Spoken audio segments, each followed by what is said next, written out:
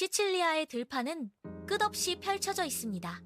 바람이 불 때마다 들꽃들이 일제히 고개를 숙였다가 다시 일어납니다. 페르세포네는 바구니를 팔에 끼고 그 사이를 걷습니다.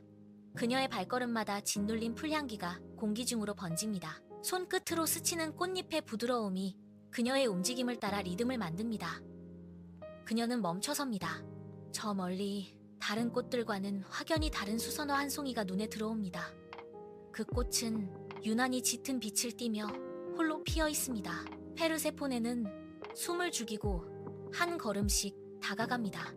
발밑의 흙이 부드럽게 눌리고 주변의 소음은 서서히 잦아듭니다. 그녀는 무릎을 굽히고 앉아 그 꽃을 향해 천천히 손을 뻗습니다. 꽃대의 가느다란 줄기가 그녀의 손가락 끝에 닿으려 합니다. 바로 그 순간 들판의 공기가 갑자기 차갑게 식어버립니다. 그녀의 손가락이 꽃잎을 건드리는 찰나 대지가 미세하게 진동하기 시작합니다. 땅이 비명을 지르듯 갈라집니다. 흙먼지가 솟구치며 들판의 정적을 산산조각 냅니다. 갈라진 틈 사이로 칠흑 같은 어둠이 쏟아져 나오고 그 속에서 거대한 검은 전차가 굉음을 내며 솟아오릅니다. 말들의 거친 숨소리가 들판을 뒤덮습니다.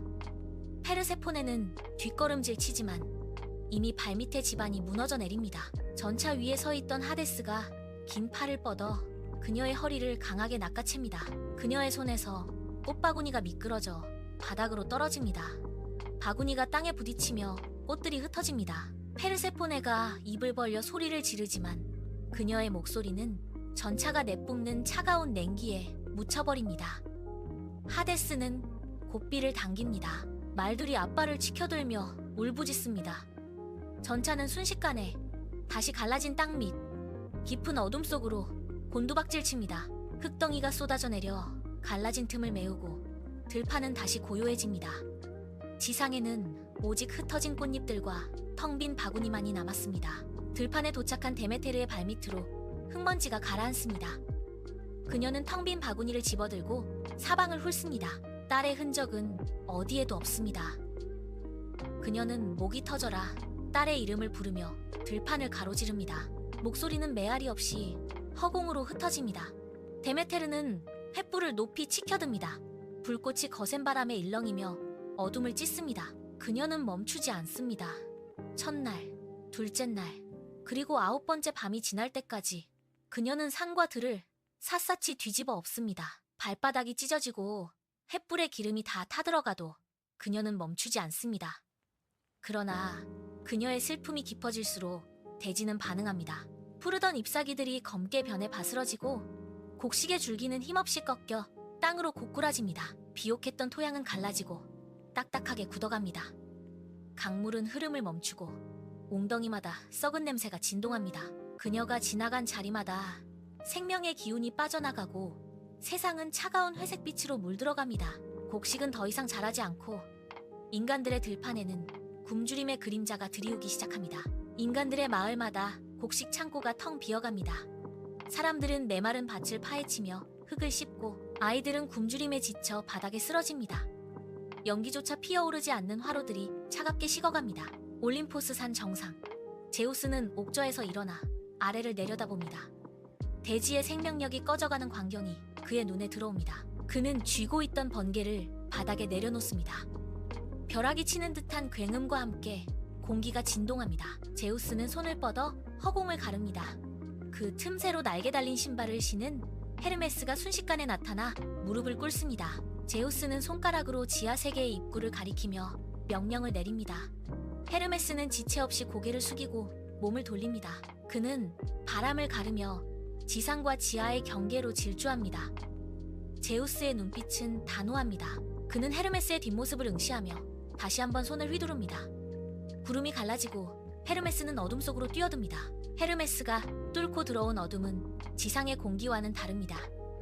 습하고 무거운 냉기가 폐부로 파고듭니다. 빛 한 점 들지 않는 지하 궁전, 거대한 돌기둥들이 천장을 떠받치고 있습니다.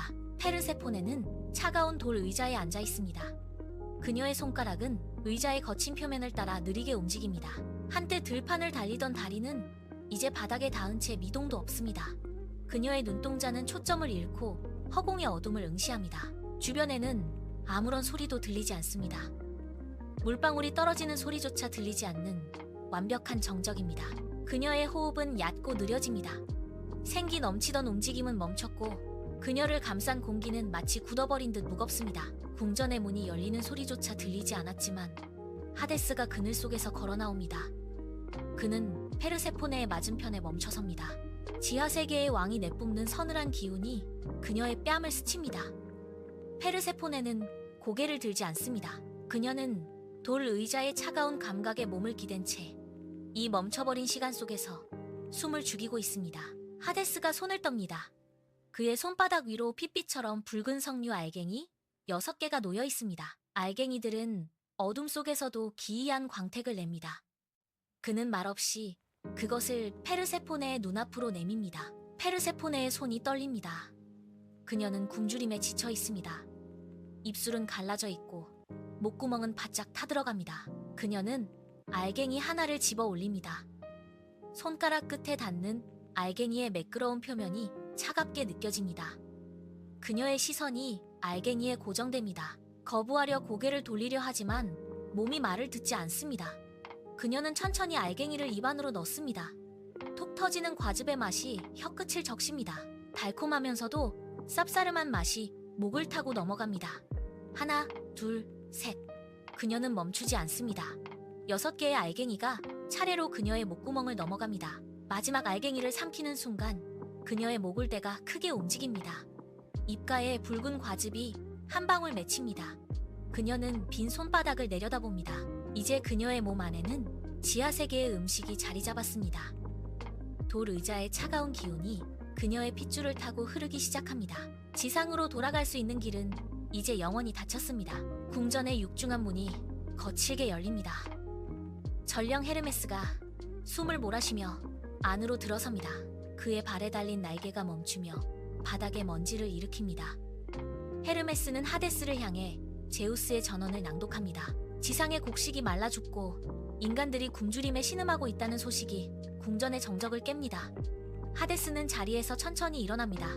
그는 페르세포네를 힐끗 바라본 뒤 헤르메스에게 고개를 끄덕입니다. 지하세계의 왕은 순순히 물러날 채비를 합니다. 그러나 그가 페르세포네의 곁을 지나칠 때 낮고 서늘한 목소리가 궁전을 채웁니다. 그녀는 지상으로 돌아갈 수 있다. 하지만 기억해라. 그녀는 이미 지하의 음식을 먹었다. 하데스는 페르세포네의 어깨를 가볍게 짚습니다. 그의 손길이 닿은 곳마다 얼음 같은 감각이 남습니다. 하데스는 붉은 과즙이 묻은 그녀의 입술을 응시하며 덧붙입니다. 먹은 것은 뱉어낼 수 없지. 지하의 음식을 삼킨 자는 반드시 다시 이곳으로 돌아와야 한다. 헤르메스는 페르세포네의 손목을 잡고 서둘러 궁전을 나섭니다. 페르세포네는 뒤를 돌아보지 못합니다. 지상의 빛이 페르세포네의 얼굴을 비춥니다. 그녀는 헤르메스의 손을 놓고 들판을 가로질러 달립니다. 저 멀리 횃불을 든 데메테르가 서 있습니다. 두 사람은 서로를 향해 달려가 엉겨붙습니다. 데메테르는 딸의 얼굴을 감싸쥐고 눈물을 쏟아냅니다. 하지만 그 재회의 기쁨은 짧습니다. 페르세포네는 자신이 삼킨 6개의 석류 알갱이를 떠올립니다.